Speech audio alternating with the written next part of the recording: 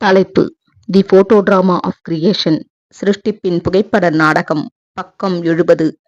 ஆவியிலே உயிர்ப்பிக்கப்பட்டார். அவர் உயிர்த்தெழுந்தார். எம்மாவு ஊருக்கு செல்லும் வழியில். எம்மாவு ஊரில் அவர் மறைந்து போவது.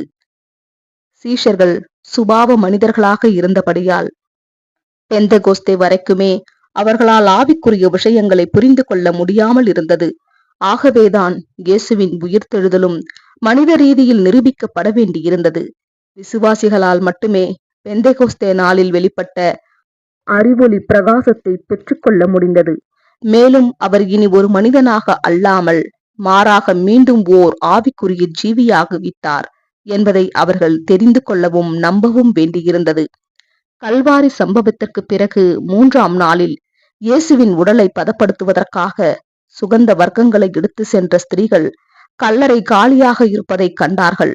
இயேசு ஓர் தோட்டக்காரனைப் போல் தோன்றினபடியால் மரியாளால் இயேசுவை பார்த்தும் அவரை அடையாளம் கண்டு கொள்ள முடியாமல் போனது. பிறகு அவர் தமது பழக்கமான குரலால் தம்மை அவளுக்கு வெளிப்படுத்தினார். நான் இன்னும் என் பிதாவினிடத்திற்கும் உங்கள் பிதாவினிடத்திற்கும் என் தேவனிடத்திற்கும் உங்கள் தேவனிடத்திற்கும் ஏறி போகவில்லை என்று அவர் கூறினார். இந்த செய்தி அநேக இடங்களுக்கு பரவியது. பரிசுத்த பேதுருவும் பரிசுத்த யோவானும் ஆச்சரியப்பட்டு கல்லறைக்கு ஓடினார்கள். அங்கே காலியாக இருந்த கல்லறையையும் மடித்து வைத்திருந்த சீலைகளும் தவிர வேறு எதையும் அவர்கள் காணவில்லை. பின்பு அதே நாளில் அவர்கள் இருவரும் எம்மாவு எனும் கிராமத்துக்கு புறப்பட்டு போனார்கள். அவர்கள் ஆவலோடு சம்பாஷித்துக் கொண்டே சென்று கொண்டிருக்கையில் இயேசு அவர்களுக்கு அறிமுகமில்லாத ஒரு மனித உருவில் அவர்களுடன் சேர்ந்து நடந்து போனார். இவ்விதமாக மேசியா பாடுபடவும் தமது மகிமையில் பிரவேசிக்கவும் வேண்டி வேத வாக்கியங்கள் எல்லாவற்றிலும் தம்மை குறித்து சொல்லி இருக்கிறதே என்று மனிதர்களின் மீட்பராகிய இயேசுவின் மரணத்தை குறித்து முன்னறிவிக்கப்பட்டிருக்கும் நிழல்களையும் தீர்க்க தரிசனங்களையும் அவர் பொறுமையாய் அவர்களுக்கு விளக்கினார்.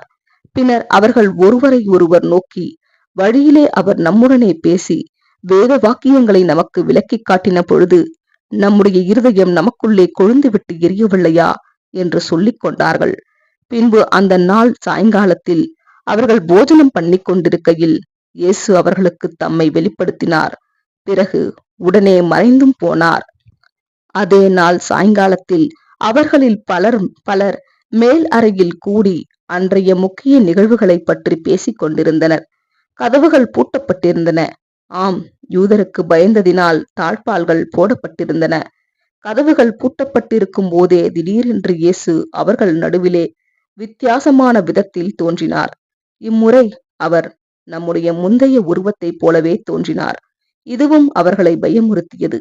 இருப்பினும் அவர்கள் பார்ப்பது இரத்தமும் சதையுமான சரீரம்தான் என்று சொல்லியதோடு அவர்களுடன் அமர்ந்து சாப்பிட்டதன் மூலம் அதை நிரூபித்தும் காண்பித்தார். அவர் இனி மாம்சமான இயேசுவாக இருக்கவில்லை.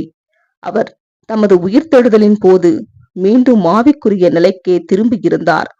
1 கொரிந்தியர் 15ஆம் அதிகாரம் 44ஆம் வசனம்.